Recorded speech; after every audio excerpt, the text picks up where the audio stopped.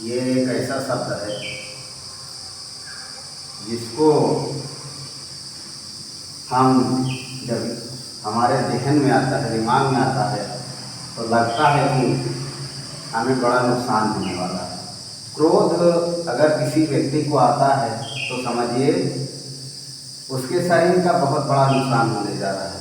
क्योंकि जब किसी को गुस्सा आता है, जब गुस्सा आता है तो उसका पूरा शरीर डिसबैलेंस हो जाता है और वो अपने आप को भूल जाता है। वो समझ नहीं पाता है हमें क्या करना चाहिए, क्या नहीं करना चाहिए। इसी कड़ी में एक कहानी है।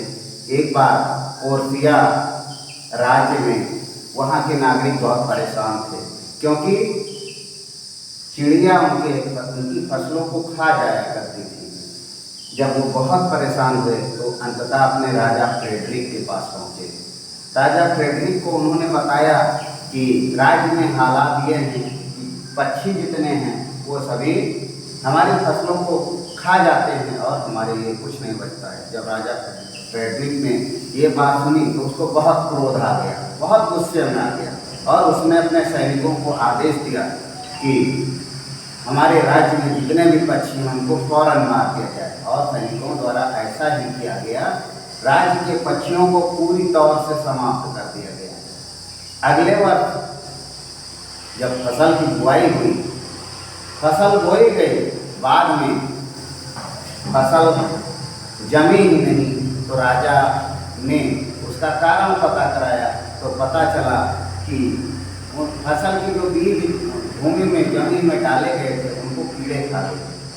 ऐसा क्यों हुआ? क्योंकि जब पक्षी थे तो पक्षी कीड़ों को खा जाया करते थे और बीज सुरक्षित रहते थे, इसलिए जमा हो जाया करता था। लेकिन जब बीज को खा गए तो कहाँ से जमा होगा? इसलिए कहा गया है क्रोध बहुत बड़ा नुकसान करता है। राजा फ्रेडरिक को गुस्सा नहीं आया होता, और गुस्सा नहीं आता तो वो अपने राज्य के पक्षियों को नहीं मरवाते तो ऐसी दशा नहीं आती। कहने का मतलब यह है कि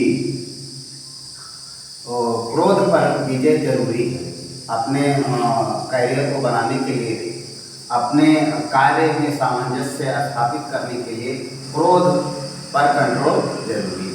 अगर क्रोध पर कंट्रोल नहीं है तो हमारा मानसिक संतुलन सही नहीं हो सकता है। मानसिक संतुलन इस लायक नहीं बन सकता है कि हम कुछ कर पाएँ।